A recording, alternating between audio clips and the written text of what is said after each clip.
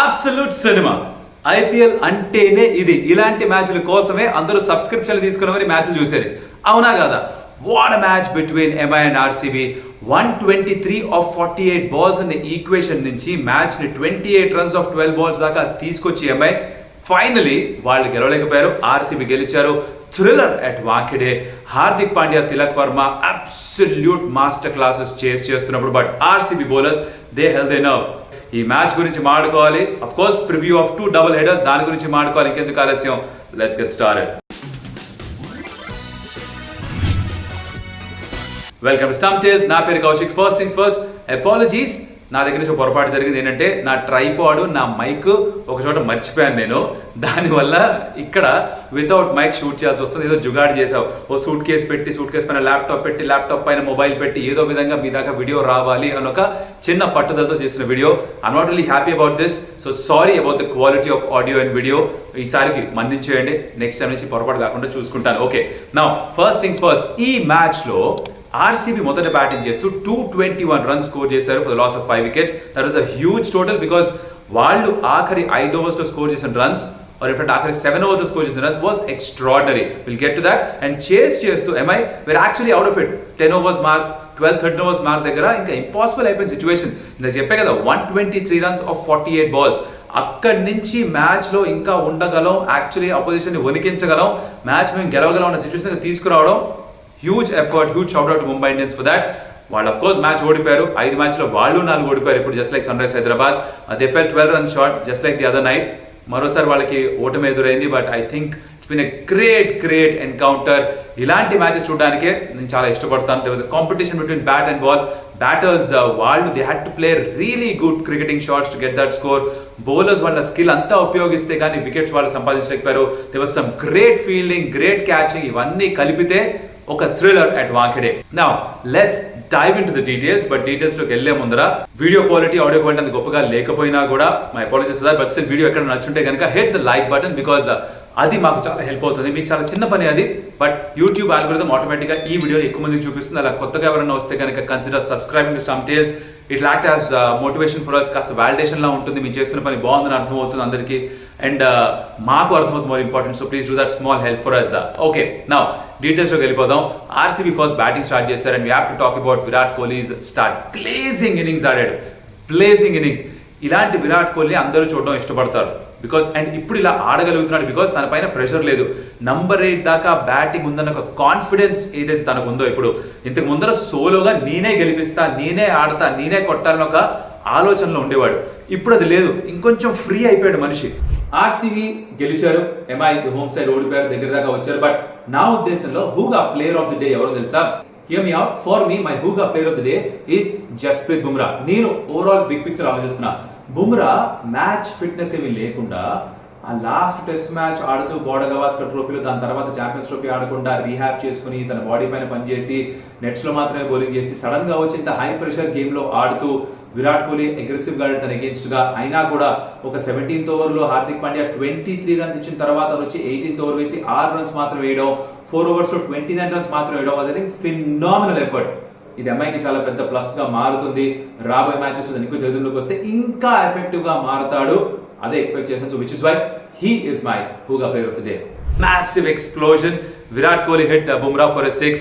అక్కడ అర్థమైపోయింది, tone out set అయిపోయింది. He reached his half century of 29-30 balls and eventually he scored 67 of 42 balls. Super knock తన నుంచి.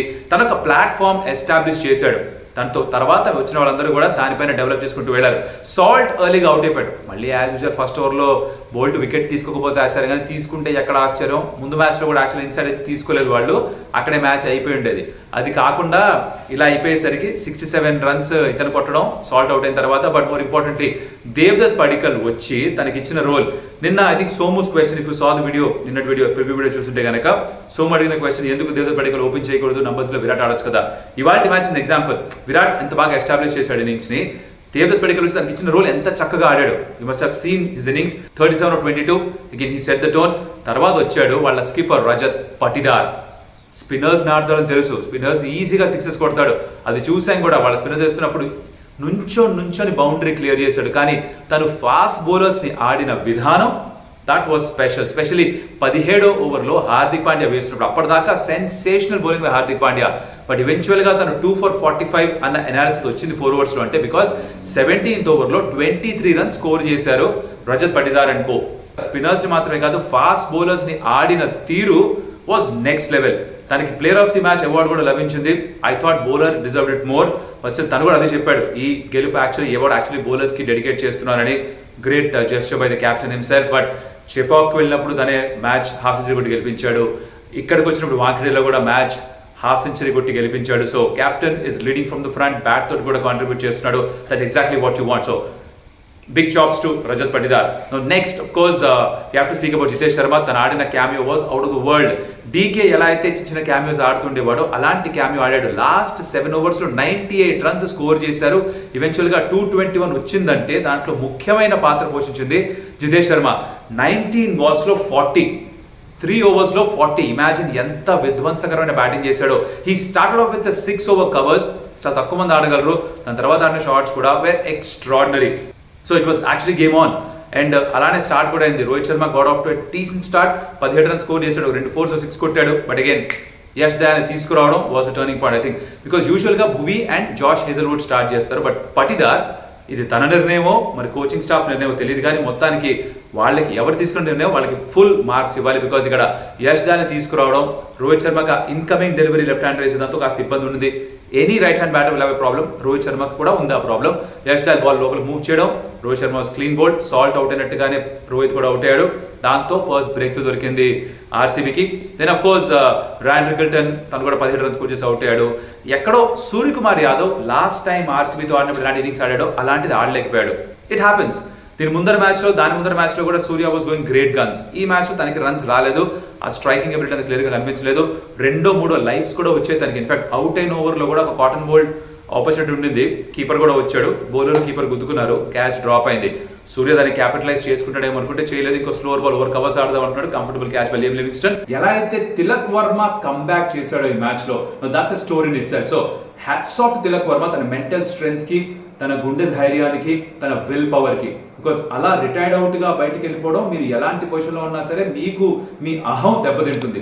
దాన్ని పక్కన పెట్టి ఈ మ్యాచ్ లో అయితే స్టార్ట్ చేశాడో, ద కైండ్ ఆఫ్ ఫోర్స్ ఈ స్టార్టెడ్ ఆఫ్ విత్, ఎలా అయితే హాఫ్ సెంచరీ స్కోర్ చేశాడో, he kept MI in the game. అలా ఆడడానికి ఒక different level of mental strength అవసరం.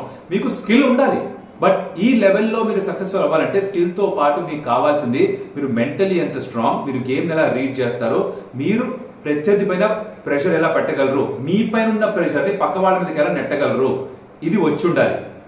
ఇవన్నీ చూపించాడు Tilak Varma. So full marks to him for that. I was so happy for Tilak Varma.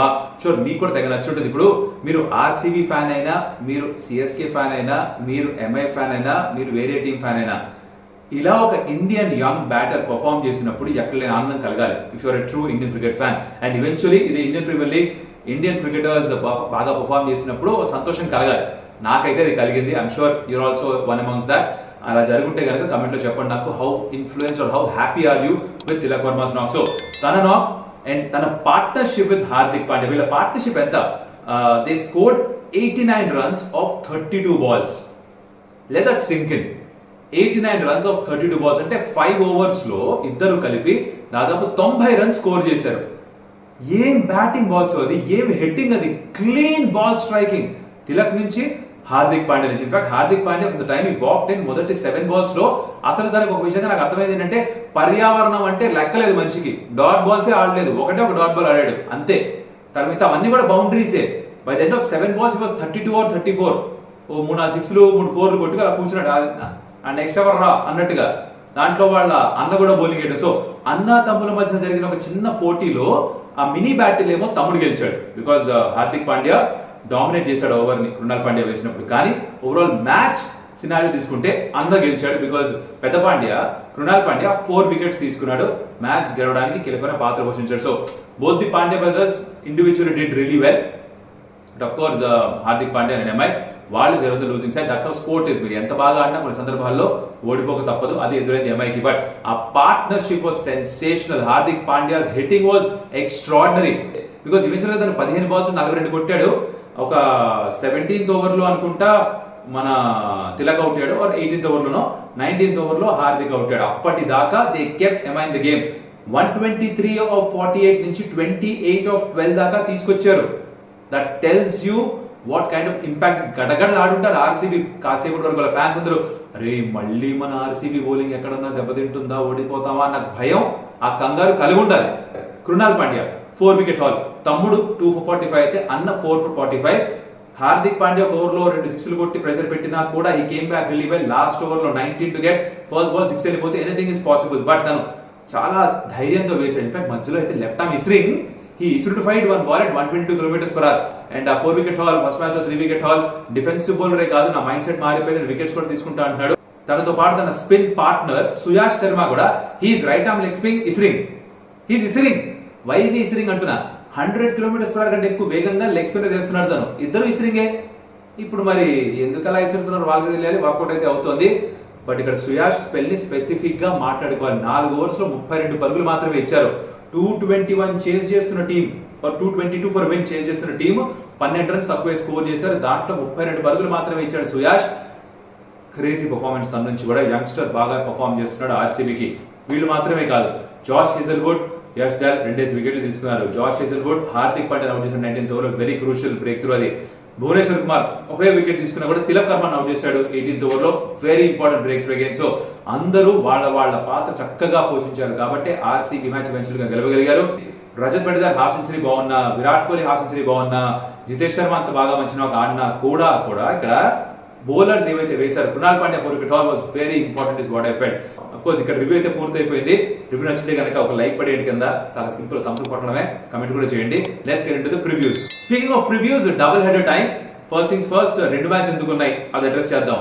Actually ఈ ఆఫ్టర్నూన్ గేమ్ శ్రీరామనవమి రోజున మధ్యాహ్నం జరిగి ఉండాల్సింది, కేకేఆర్ వర్సెస్ ఎల్ఎస్జీ. బట్ ఏంటంటే సిటీలో ఆ రోజు శ్రీరామనవమి సంబరాలు జరుగుతాయి కాబట్టి దానికి కావాల్సిన పోలీస్ సిబ్బంది భద్రత కోసం పంపించాలి.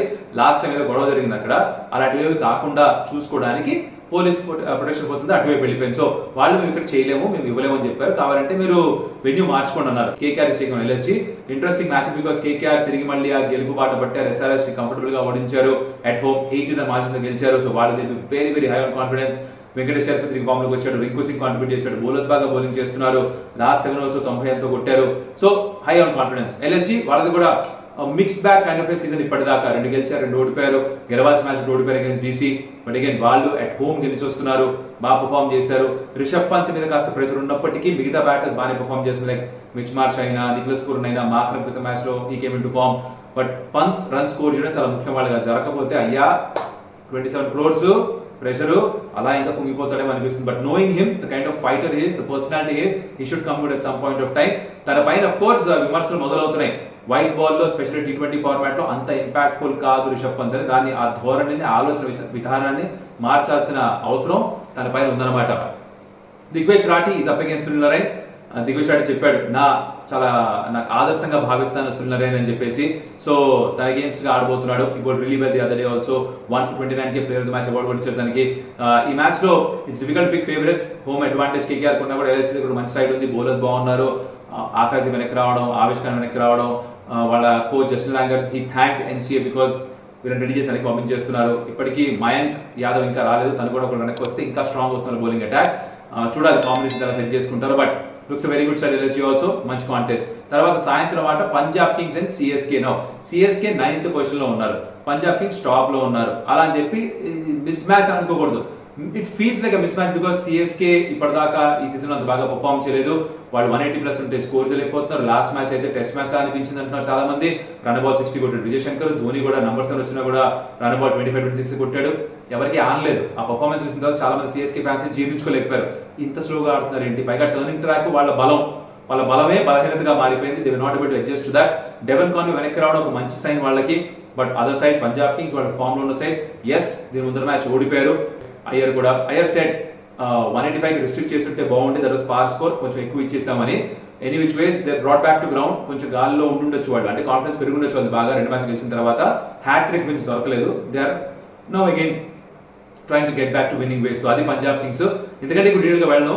This no favourite to pick here. As on paper Punjab Kings is stronger side, but again on paper చాలా మంది ఫేవరెట్స్ ఉన్నారు ముందర మ్యాచ్లో కూడా, బట్ ఆన్ పేపర్ ఉన్నట్టు ఇది నడవట్లేదు. ఆ రోజు ఎవరు బాగా ఆడతారు, సిఎస్కి కూడా ఇక్కడ అప్సెట్ కాజ్ చేయొచ్చు. ఇన్ఫాక్ట్ నన్ను అడిగితే కిందున్న టీమ్స్ ఇప్పుడు గెలవడం స్టార్ట్ చేస్తే నేను బెటర్.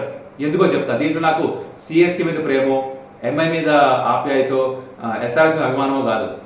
ప్రతి టీంకి ఓడి వాడేశాను, చాలా బాగా వాడేశాను. ఎనీ విచ్ వేస్ ఏంటంటే మ్యాటరు, కిందున్న టీమ్స్ మ్యాచ్ గెలవడం స్టార్ట్ చేస్తేనే టోర్నమెంట్ లీగ్ ఫేస్ అంతా ఇంట్రెస్టింగ్గా ఉంటుంది. లేదు half way through the tournament ఈ 3 సైడ్స్ ఎలిమినేట్ అయిపోతున్నాయరా, ప్లేయర్స్ క్వాలిఫై కాలేవంటే వాళ్ళు ఆడే ప్రతి మ్యాచ్ ఫార్మాలిటీ. ఎవరు చూస్తాడు, ఇంట్రెస్ట్ పడుకుంటుంది, ఏం ఫీలింగ్ ఉంటుంది ఆ మ్యాచ్లో, ఫార్మాలిటీ కోసం ఆడితే. అందుకని వీళ్ళు గెలవడం స్టార్ట్ చేస్తే టేబుల్ దగ్గరకు అవుతుంది, పాయింట్స్ దగ్గరకు వస్తాయి, అండ్ ప్రతి మ్యాచ్ ఇంట్రెస్టింగ్గా ఉంటుంది. లాస్ట్ దాకా ఎవరు క్వాలిఫై అవుతుందో తెలియకూడదు కదా. టాప్ 2 టీమ్స్ ఫిక్స్ అయిపోయిన కూడా 3rd 4th స్పాట్కో ఫైట్ ఉండాలి, ఒక 5-6 టీమ్స్ ఫైట్ చేస్తుండాలి, అప్పుడు రన్స్గా ఉంటుంది. ఇదన్నమాట సంగతి. ఎందుకంటే డీటెయిల్గా వెళ్ళను. సో మీకు కనుక వీడియో ఎక్కడ నచ్చుంటే కనుక లైక్ బటన్, అలాగే share it your friends, comment about what you like. RCB మ్యాచ్లో ఎవరి పర్ఫార్మెన్స్ బాగా నచ్చాయి, ఎంఐ తరపున ఆడిన తిలక్ వర్మ ఇన్నింగ్స్ కావచ్చు, హార్దిక్ కావచ్చు, ఎవరి పర్ఫార్మెన్స్ ఎక్కువ ఇంపాక్ట్ చేసి మిమ్మల్ని let me know in the comments. అలాగే ఈ ప్రివ్యూలో ఏ టీంకి పై చేయాలనుకుంటున్నారు let me know in the comments. And of course next video మళ్ళీ కలుస్తా. అప్పటిదాకా సెలవు. అదియోస్ అమిగోస్.